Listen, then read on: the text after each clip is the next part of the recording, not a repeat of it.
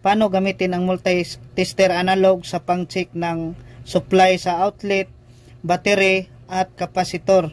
So ngayon, ituturo ko sa inyo kung paano ito gamitin. Sa multi-tester natin, mayroong nakasulat dito na ECB or alternating current voltage. So kapag mag-check kayo ng supply sa outlet or hindi kaya sa circuit breaker, dito nyo iset yung range niya dito sa 250 volts dahil 220 hanggang 240 volts yung supply natin sa bahay. Dito naman, merong mga scale dito. So, meron ding nakasulat kung saan dapat nyo i-measure yung siniselect nyo dito na range. So, example, merong ECB dyan, 110 volts.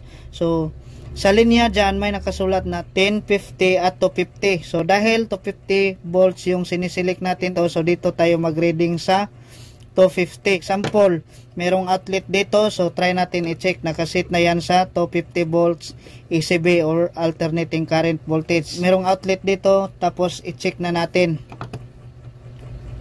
Ayan, makikita nyo dito, yan, yung gumagalaw na yan. Yan yung needle point na para malaman natin kung ilang voltahe ang nasa outlet. So ngayon, nasa 250 volts yung set natin dito sa range.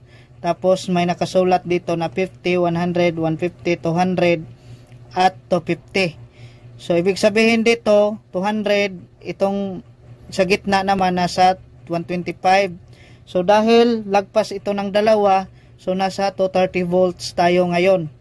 Next naman, meron ditong battery na 12 volts mahigit. So test natin kung ilang voltage na lang ang meron dito. Ngayon tapos na tayo sa ECB. So dito naman sa kabila, mayroong nakasulat dito na DC volts or direct current voltage. Ibig sabihin nito, so ito yung battery. So pwede tayo mag-check ng voltahe sa mga battery. May nakasulat din dito, 2.5, 10, 50, 250 to hanggang 1000 volts.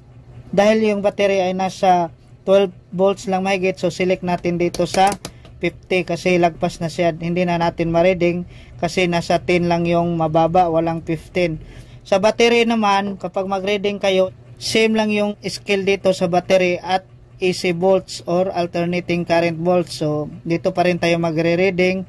Meron kasulat dito 10, 50. So, ngayon dahil nakaset tayo sa 50, so pwede na nating i-reading. So, ang battery ay may polarity ito, positive at negative. Ngayon, sa test rod naman natin, so may polarity din to. Itong red, ito yung positive, at ito naman black, ito yung negative. So try natin. So ito yung positive sa battery at ito namang negative. So try natin i-measure yung volts dito sa battery. So ayan, ibig sabihin nito, so naset natin yan sa 50, tapos 10, 20, 30, 40, 50. So nasa 10 siya, tapos lagpas mahigit ng dalawang guhit. So, ibig sabihin nito nasa 12.5 volt yung reading ng battery natin. Next ay dito naman tayo sa kapasitor. So, merong kapasitor dito ng fan motor. So, kahit anong kapasitor na pwede nyong i-check dito. Kapasitor man ng electric fan, electric motor, aircon, kapasitor. So, pwede dito. Lahat ng kapasitor ay pwede ditong ma-measure. Ngayon, sa tester natin may nakasulat dito na si close parenthesis MF. Ibig sabihin nito capacitance or microfarad. Ngayon, i-select natin dito sa capacitance. Yan, pwede na tayong mag-measure dito sa kapasitor.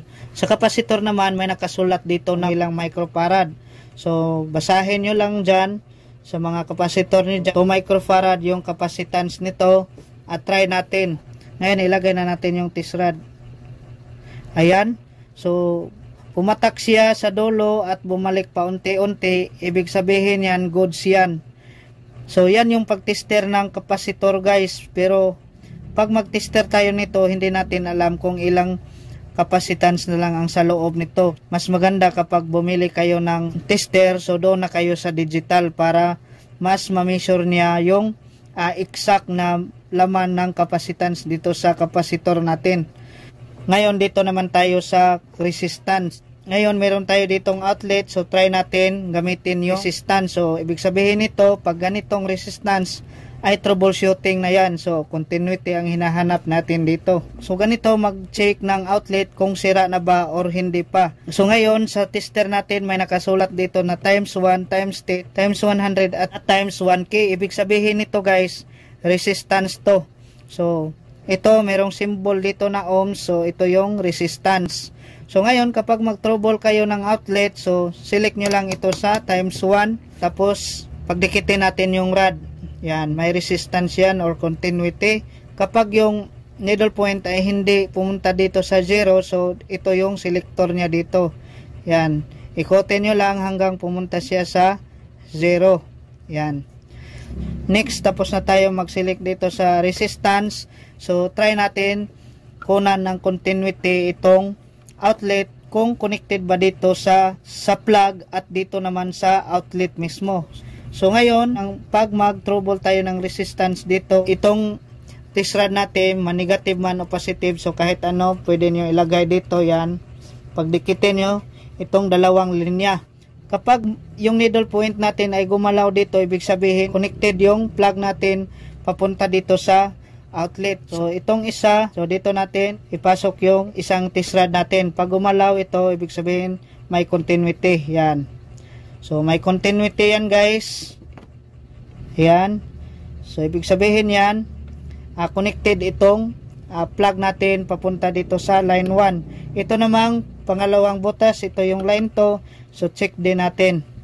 Yan. So ibig sabihin yan, continue yung kuryente dito, hindi na putol. So yan, gumalaw yung needle point, ibig sabihin connected yung outlet natin. Malalaman natin yan kapag hindi connected kasi hindi mag-reading yung needle point natin.